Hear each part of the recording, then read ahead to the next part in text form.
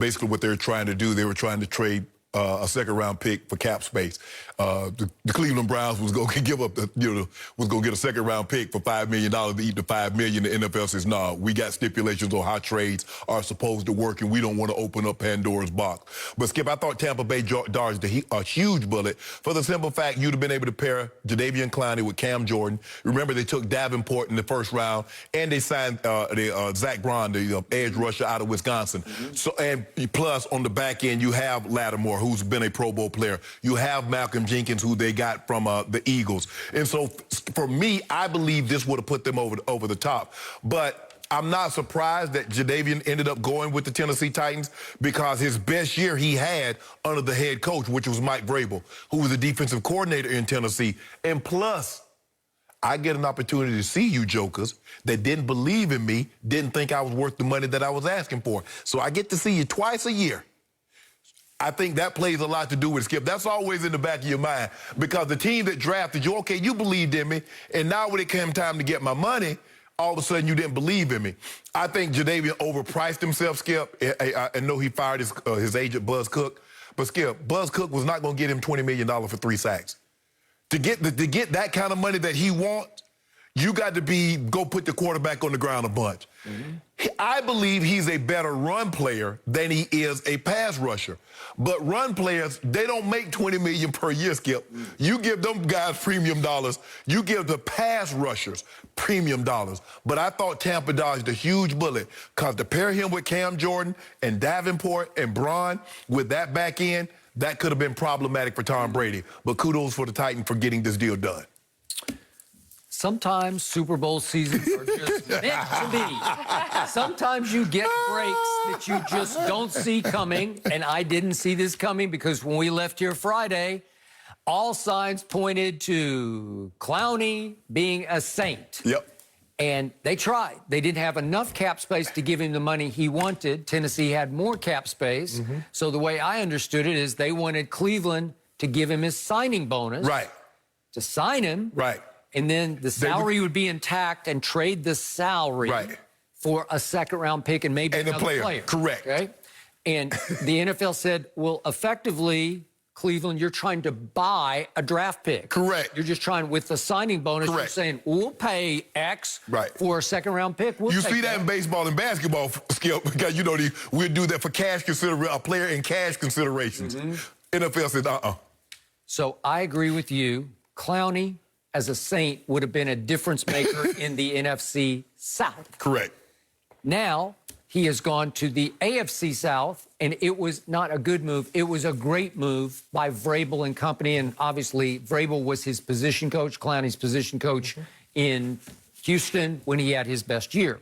So they have a connection. So... Wasn't he the DC also? Yeah, but I mean, he coached he coached him first. Yes. So I think they're pretty close. Yes, and I think Clowney loves him and wants to play for him. Well, especially, Skip, if the money he wants, well, maybe I can get back in the defense I'm familiar with. He understands how to use me. I had 9.5. I was an all-pro. So maybe that would definitely help get the money that he wants, Skip. But to talk about, well, I'm going to reset the market, not with 3 sacks. Skip, he had 3 sacks. And I'm still a big fan of his. I am too. He is a disruptor. But you would think somebody with his kind of ability, Skip, you think about it now, the dude's 6'4.5", 255, can run 4.5, long arms. I mean, he's explosive. You would just expect him to be more of a pass rusher than what he's displayed over his career. But I believe he's more disruptive in the run game than he is the passing game. Every time I turn on one of his games, I see him. He's in the backfield. I see him. And I think the quarterback's seeing him, and they're trying to double block him. And he just causes problems, and he would have caused the Bucs huge problems. And now he's only going to cause the Texans and Deshaun huge problems, probably. So now, back to the Buccaneers. I believe they already have a top 10 defense, and I was a little shaky about the running back situation, and all of a sudden, Thursday night, they add Leonard Fournette. So they added him and got to keep him because that deal's signed, sealed, and delivered. And all of a sudden, Clowney can't be a Saint. He's a Titan.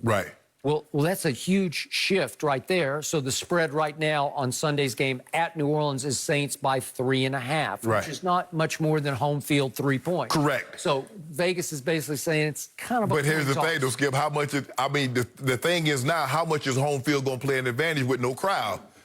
So now, I mean, really, we don't know. I mean, you factor in, you say 3.5, but if there's 10,000 people, or, you know, there's 5,000. I mean, some teams are not going to have any fans in the stand. So how much is it? Basically, you're going to be at practice with artificial crowd noise, but the NFL says, look, send us what you're going to be playing throughout the stadium. We're going to see if it matches up decibel-wise, and then we'll go from there, because we don't want any funny shenanigans going on. But I think the thing is, Skip, we got to be careful, because you're going to have some, you know, Jerry says, you know, we could have up to 35, 40,000. Well, how is that going to be fair? Well, one team can have 35, 40,000, and another team can have 0. It won't be. It needs to be uniformity. Either you can have 35, 40,000, or you can't.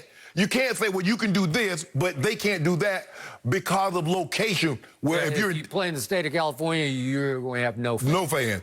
But if you play in the state of Texas or Florida, you could have up to X amount of fans. So somebody's gaining a competitive advantage in the NFL. That's why they implemented the cap, Skip. Because they didn't want teams that had a lot of money to be able to buy players like the Yankees or the Dodgers or the Red Sox. Yep. So this was written in Pro Football Focus last Thursday. This was ahead of the Fournette acquisition, and obviously ahead of the conclusion of where Clowney would play. Right. So no Fournette, no Clowney on either side, and they concluded at Pro Football Focus, while the Saints are in the conversation for having the best roster in the NFL, so are the Buccaneers. And when it comes to the areas that matter most, give the slight edge to Tampa. Matters most receiving unit and coverage unit. So they're saying now I the disagree with that. Buccaneers, who I went disagree with 7-9 last year, have a little better roster than the Saints. I disagree with that. I disagree with that. I don't think they have the advantage in the receiving game. I love Mike Evans. I love Godwin. But Mike Thomas and Emmanuel Sanders and Jerry Cook, they're right there. You ever heard of this guy Gronkowski? Do you remember him? But Skip, now he's been away for a year now. We're gonna have to see. He's reunited with his soulmate. Yeah, but we'll find out early on. I'm not gonna get too high with one game. I'm not gonna get too low with one game. I'm gonna see how it plays out, because taking off for a year, that's a long time. That's a long time. O.J. Howard runs 4.5 at like 270. But here's the thing, though, Skip. For some reason, he's been in the doghouse. Okay. Well,